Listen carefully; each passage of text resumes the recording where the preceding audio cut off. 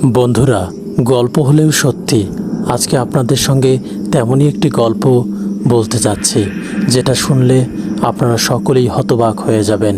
তো চলুন শুরু করা যাক।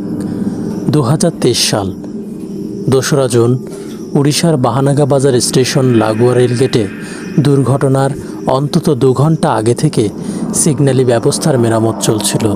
তারপরেও আপ মেন লাইনে ডিস্ট্যান্স সিগন্যাল সবুজ দেখতে পেয়েছিলেন করমণ্ডল এক্সপ্রেসের চালক।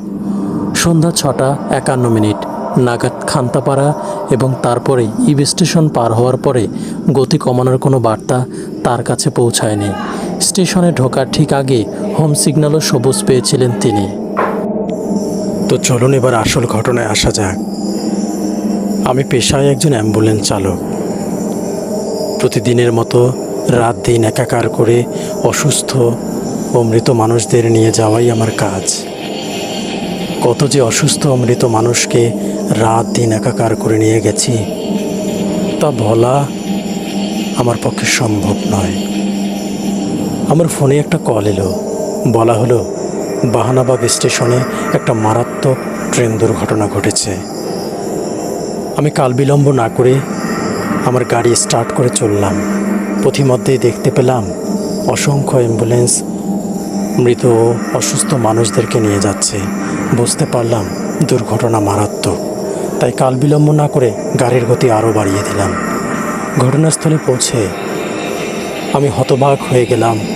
অসুস্থ ও মুমূর্ষ রক্তাক্ত মুণ্ডবিহীন লাশ দেখে আমার বুক থমকে গেল। মায়ের কোল থেকে কাটা মুণ্ডবিহীন বাচ্চার লাশ দেখে আমি হতবাক হয়ে গেলাম। আমার গাড়িতে তাৎক্ষণিকভাবে একটা জ্ঞানহীন এক মহিলাকে উঠিয়ে দেয়া হলো এবং বলা হলো ইনি বেঁচে আছেন, এমার্জেন্সিতে নিয়ে যান তাড়াতাড়ি। আমি তাড়াতাড়ি গাড়ির গতি বাড়িয়ে চলতে লাগলাম। রাত তখন হয়েছে, শুনশান নীরবতা।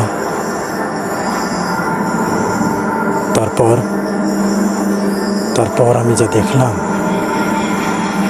তাতে আমার হৃৎপিণ্ড থমকে গেল। আমি দেখলাম গাড়ির পেছন থেকে শব্দ হচ্ছে, আমার বাচ্চাকে তোমরা ফিরিয়ে দাও, সে তো আমার কোলেই ছিল, কোথায় গেল আমার বাচ্চা, আমার বাচ্চাকে ফিরিয়ে দাও।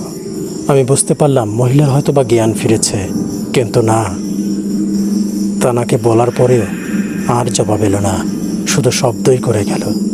গাড়িটা পাশেই আমি সাইড করালাম, কিন্তু তখন আর কোনো শব্দ আসছে না। ওনাকে বললাম আপনি অস্থির হবেন না, আপনাকে আমি হাসপাতালে নিয়ে যাচ্ছি। তারপর আবার সেই শব্দ, আমার বাচ্চাকে তোমরা ফিরিয়ে দাও, কোথায় আমার বাচ্চা। তারপর আমি গাড়ির গতি বাড়িয়ে সোজা হাসপাতালে এমার্জেন্সিতে নিয়ে গেলাম। ডাক্তার এবং নার্স রোগীকে তাড়াতাড়ি এমার্জেন্সিতে ঢোকালেন। কিন্তু কিছুক্ষণ পর যে সংবাদ পেলাম তা শুনে আমি একদম স্থির এবং শীতল হয়ে গিয়েছিলাম। আমি নিজেই জ্ঞানশূন্য হবার মতো অবস্থা। ডাক্তার আমাকে বলল, আপনি যে রোগীকে নিয়ে এসেছেন তিনি তো প্রায় 2-3 ঘন্টা আগেই মারা গেছেন। হায় আল্লাহ, হায়, আমি কি শুনলাম। তিনি তো আমার সঙ্গে কথা বললেন। তিনি বললেন যে তার বাচ্চা কোথায়, তার বাচ্চা তো তার কোলেই ছিল। তাহলে একজন মৃত মানুষ তার বাচ্চাকে খুঁজছে।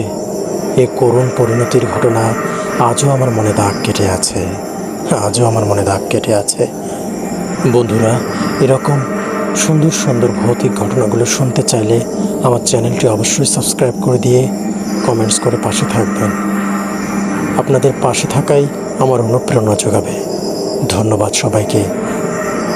আবার কথা হবে, সত্য ঘটনার গল্প শোনা হবে। মনে রাখবেন, গল্প হলেও সত্যি, শুধুমাত্র বিনোদনের জন্য, ভয় পাওয়ানোর জন্য নয়।